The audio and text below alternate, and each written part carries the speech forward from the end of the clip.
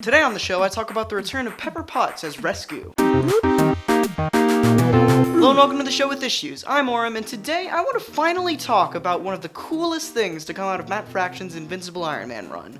Rescue. More specifically, how the character seems to be making a comeback soon. Anyway, enough intro shenanigans. Let's get started.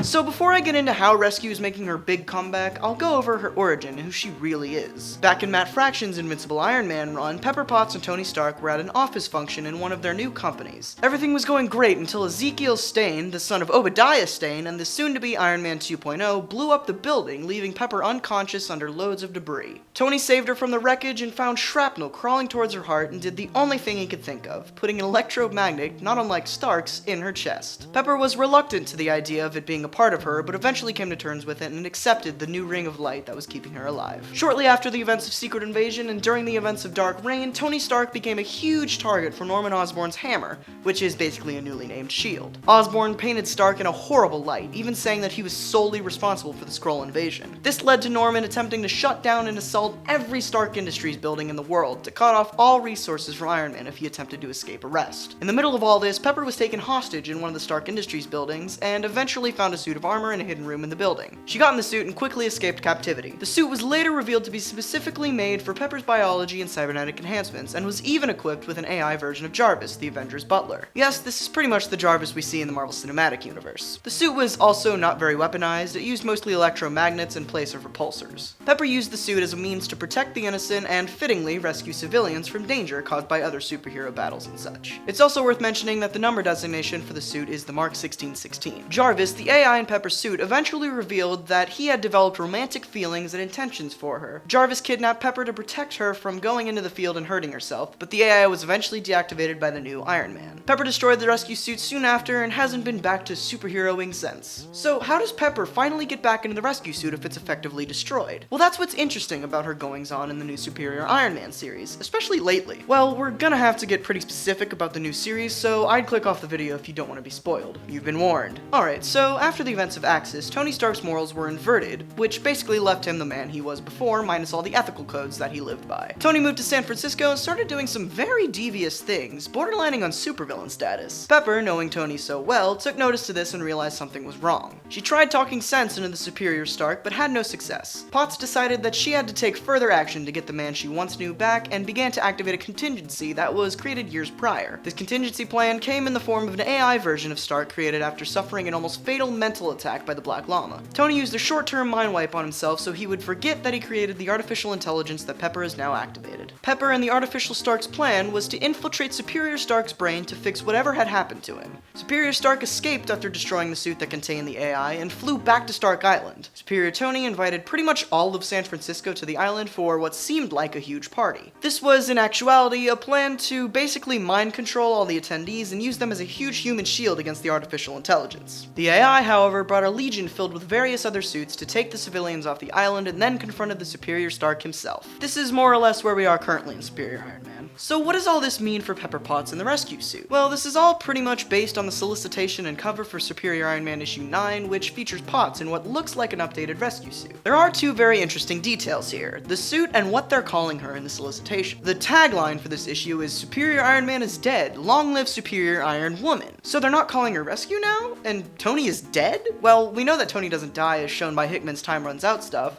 but the really interesting thing here is the new suit. The suit is very similar to the Mark 1616, but it also looks heavier and possibly equipped with weapons this time around. The solicitation does say that there will be an epic battle and shows Potts suited up. What I'm guessing is going to happen is the Stark AI will fail against Superior Stark and Pepper will suit up and take down Tony when he's gloating about beating the AI. But who knows? I know making these prediction videos that aren't really seated in a lot of fact don't have much point, but it gives me a chance to talk about a character I love. Also, I'm 1-for-1 as far as prediction goes. The theory I presented in the first episode of the show about Superior Spider-Man coming back has shown even more promise since I made that video. Maybe I'll make a follow-up in a couple of weeks when Superior issue 9 is released. May is here, and good God, my wallet is going to be dry heaving for cash by the end of the month. I'm sorry, that was a really graphic personification. Anyway, I'll be getting 8 titles, including Spider-Woman issue 7, Rocket Raccoon issue 11, and Convergence issue 5. Lots of fun books this week, and Secret Wars finally starts, so that is very exciting. With that being said, here's Marvel and DC stuff with the rest of my pull list.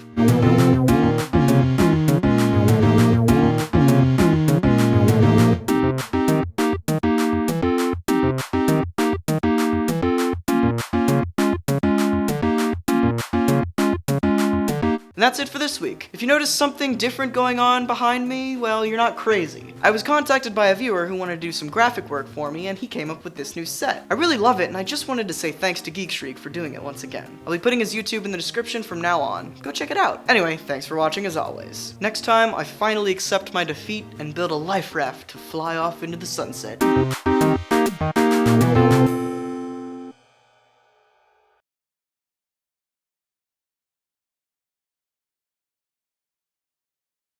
The